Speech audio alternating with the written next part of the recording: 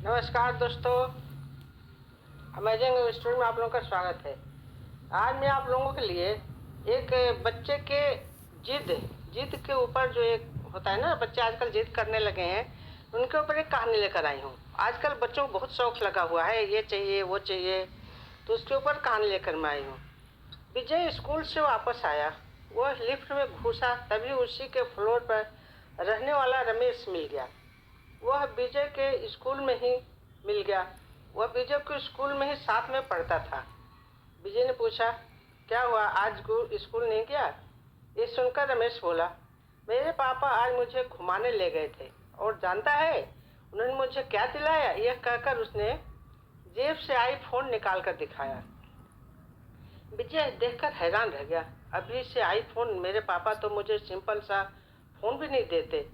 यह सुनकर रमेश हंसने लगा। किस दुनिया में रहते हो तुम लोग? आईफोन के बिना आजकल कुछ होता है? जिसके पास आईफोन नहीं उसे लोग गरीब मानते हैं।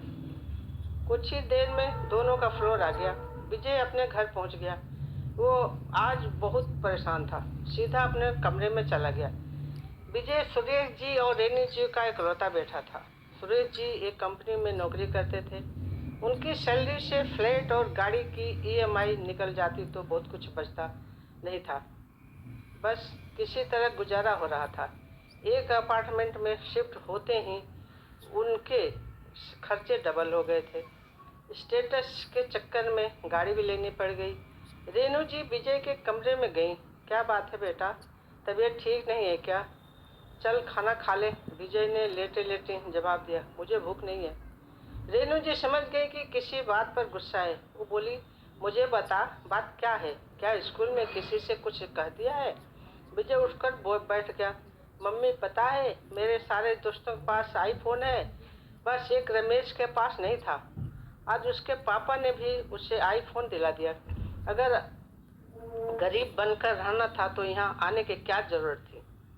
रेनी जी को इस बात से बहुत गुस्सा आया, लेकिन फिर भी उन्होंने बात को संभालते हुए कहा, बेटा ऐसा नहीं कहते। तुझे पता है हमने कितनी मुश्किल से फ्लैट खरीदा है, उसी में ईएमआई, गाड़ी की ईएमआई, इसके बाद बहुत कुछ मुश्किल से घर का खर्चा चल पाता है। विजय रूठ कर बैठ गया। वो बोला, बस यही सब बहाने लगाते रहो। पापा को बोलो ना कोई बड़ी कंपनी ढूंढ लें जहाँ अच्छी सैलरी मिले। रेनी जी को अब गुस्सा आ गया। वो, तुझे लगता है तेरे पापा जानबूझकर कम सैलरी की नौकरी कर रहे हैं? जानता भी है कुछ बड़ी कंपनी से हर दिन लोग निकाले जा रहे हैं। और हाँ, कान खोल कर सुन ले, कोई आईफोन नहीं आ रहा है। तेरे स्कूल की फीस भर रहे हैं, वही काफ़ी है।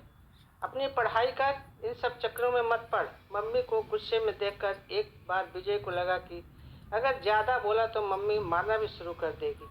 इसलिए वह चुप हो गया और मुंह फेर कर सो गया। शाम को सुरेश जी घर आए। विजय, ये मैं क्या सुन रहा हूँ? आज तुम फिर से आईफोन की जिद पकड़ कर बैठ गए हो। मैं तुम्हें आईफोन नहीं दिलवा सकता। हाँ, जब स्कूल खत्म कर लोगे तो एक सस्ता सा फोन तुम्हें मिल जाएगा। इससे ज़्यादा की उम्मीद मुझसे मत करना। पापा, आपको पता है कि सोसाइटी में आप हमें ले आए हैं, वहाँ और मेरे स्कूल में सबसे पास आईफोन है। सब मुझसे अच्छे कपड़े पहनते हैं, सबके पास बाइक है।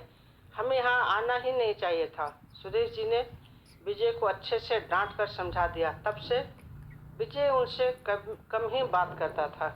एक दिन सुरेश जी सुबह सोकर उठे तो उन्होंने देखा अजय घर पर नहीं है। सुरेश जी उसे ढूंढने गए, लेकिन वह कहीं नहीं मिला। वे घर आए तो रेनू जी बैठी रो रही थी। उन्होंने एक खत सुरेश जी को पकड़ा दिया। उसमें लिखा था, पापा, मैं घर छोड़कर जा रहा हूँ। मैं अब कुछ बनकर ही वापस आऊँगा। एक एक चीज के लिए मन मारकर मैं नहीं रह सकता। सुरेश जी सिर पकड़कर पलंग पर बैठ गए। इधर विजय ट्रेन पकड़कर सीधा मुंबई पहुंच गया। उसे यकीन था कि एक दिन वह एक बड़ा आदमी बन जाएगा।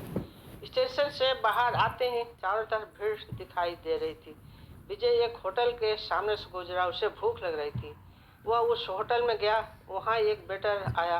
उसने खाने को ऑर्डर ले गया। कुछ देर में एक कमज़ोर सा आदमी जिसकी उम्र लगभग 45 साल की थी खाना टेबल पर लगा गया।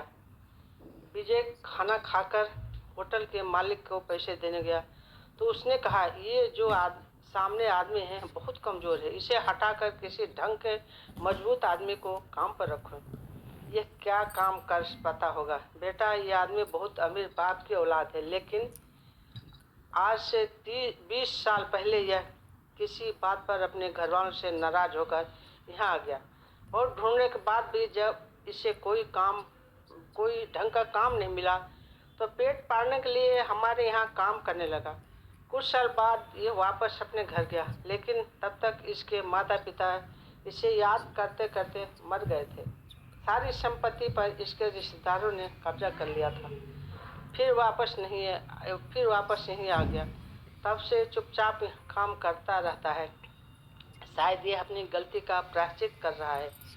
होटल के मालिक की बात सुनकर विजय के पैरों तले जमीन खिसक गई।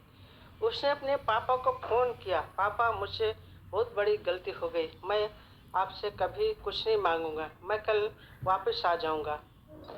संतोष जी ने पूछा, बेटा तू कहाँ है? मैं तुझे लेने आ जाता हूँ। नहीं पापा, मैं बस आ रहा हूँ, कहकर अजय ने फोन काट दिया। रात के ट्रेन पकड़कर वो घर के लिए रवाना हो गया। जीवन का सबक जो उसके पापा उसे न सिखा पाए, उसने ठोकर खाकर जान लिया था। यही जीवन का संघर्ष है, सत्य है, रहस्य है।